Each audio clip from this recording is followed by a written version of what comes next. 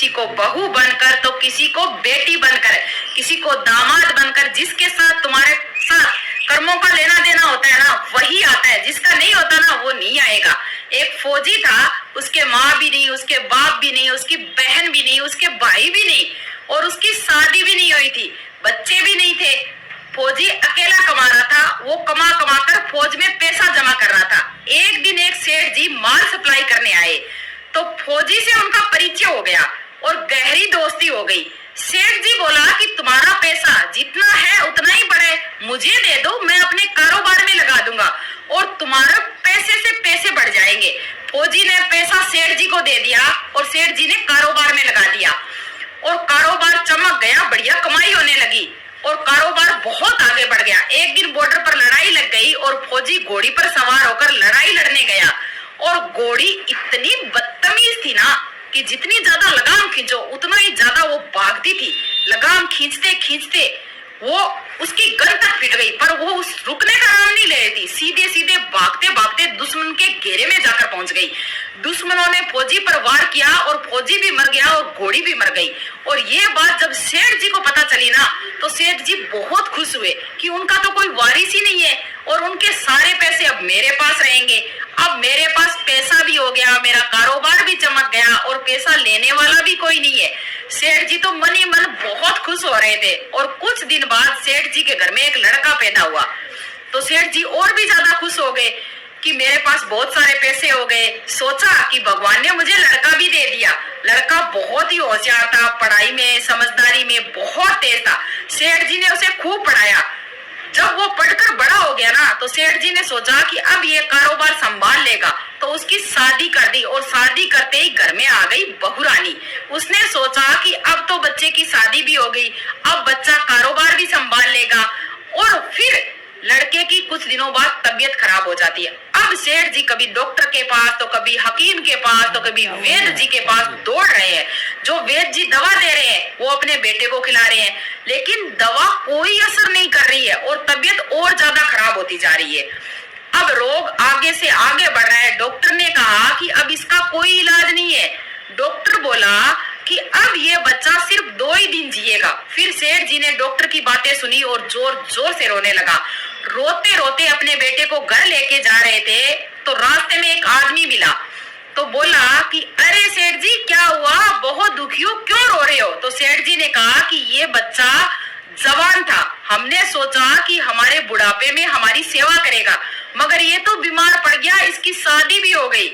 हमने खूब पैसा लगा दिया, जितना पैसा मांगा उतना पैसा दिया, पर अब उस डॉक्टर ने जवाब दे दिया है। आदमी बोला कि सेठ जी तुम क्यों दिल तोड़ रहे हो, क्यों चिंता कर रहे हो? हमारे पड़ोस में एक वैद्य जी दवा देते हैं, 2 आने की पुड़िया खाकर मुर्दा भी जिंदा हो जाता है। सेठ जी जल्दी से जाओ वैद्य जी के पास। सेठ जी दौड़कर वैद्य जी के पास गए और 2 आने की पुड़िया लेकर आए और पुड़िया अपने बच्चे को खिलाई और बच्चा मर गया। अब सेठ जी जोर जोर से रोने लगे, सेठानी भी रोने लगी और बहुरानी भी रोने लगी, पूरा गांव भी रोने लगा। तब एक महात्मा जी आए और बोले, अरे भाई क्यों रोना धोना कर रहे हो? तभी लोग बोले कि सेठ जी की एक ही जवान लड़का था और वो भी मर गया। महात्मा जी बोले कि अरे सेठ जी किस बात का रोना धोना?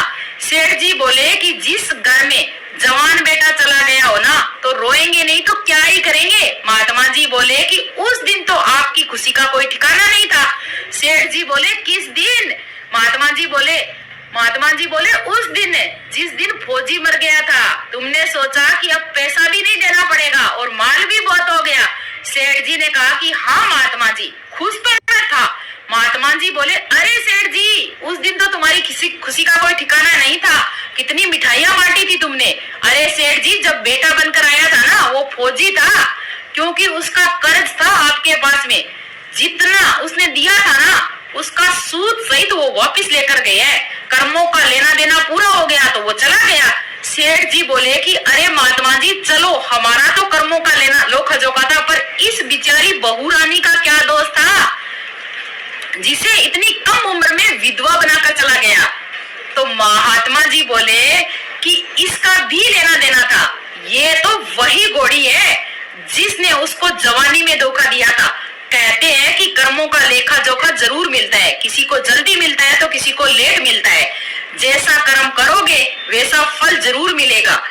क्योंकि अपन बोल देते हैं ना कभी कभी कि किसी का बेटा बहुत बिगड़ा हुआ है, किसी का बेटा दारूबाज है, नशेबाज है, औरतबाज है, कुछ भी है, तो ये सोच लो कि वो हमारे ही कर्म है। हमने अगर किसी का 1 रुपया भी खाया है ना, तो हमारी औलाद उसको शराब में उड़ाएगी, उसको धुएं में उड़ाएगी, उसको पब्लिक में, उसको पबों में उड़ाएगी, क्योंकि वो हमारे ही कर्म होते हैं जो हमारे बच्चे पूरा करते हैं। क्योंकि हमने किसी का खाया, हमसे हमारे बच्चे वही पैसा निकलवाते हैं और वही चीज हमारी जिंदगी का नरक का कारण बनती है। इसलिए बोलते हैं कभी किसी का 1 रुपया भी नहीं खाना चाहिए।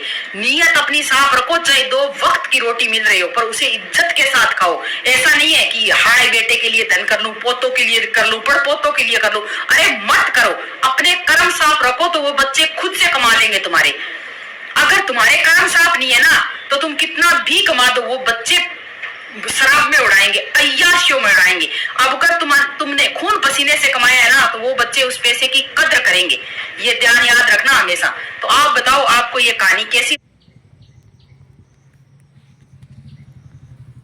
कितनों कुछ कर लीजिए किसी के साथ, जो लिखा है, जैसा अगले जन्म में कर्तव्य किए होंगे वैसा भोगना पड़ेगा।